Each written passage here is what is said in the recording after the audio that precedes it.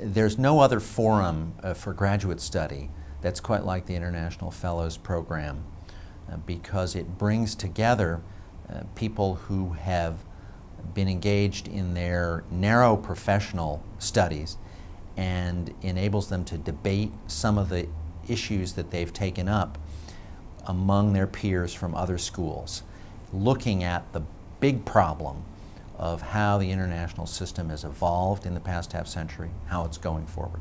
In the International Fellows Program, we focus on the United States, but we don't do that because we're teaching the course in the United States or because it's really a course about American foreign policy. It's because there is no way of understanding the international system of the past 100 years without understanding the role of the United States. And we want to understand that in its many dimensions. What it gives this seminar a special vitality is that people come into it with lots of experience already, lots of opinions, lots of knowledge, but also a real interest in wrestling the problem to the ground. And that means there is never any shortage of debate. We're very interested in decision making in this seminar, but as we do with most of the problems that we study, we try to capture the complexity of the process. These fellows are generally going to be thinking about the kinds of decisions they're going to be making in their careers.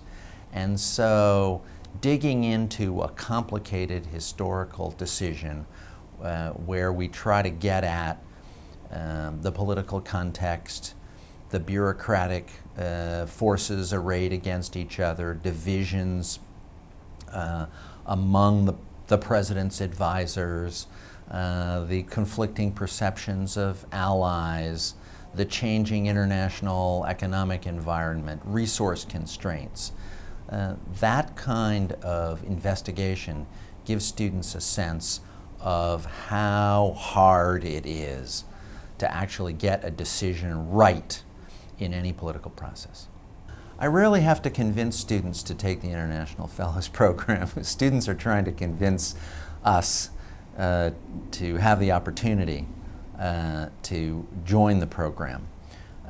Mostly they find the opportunity to do something a little different from what they get in their own schools, a unique one.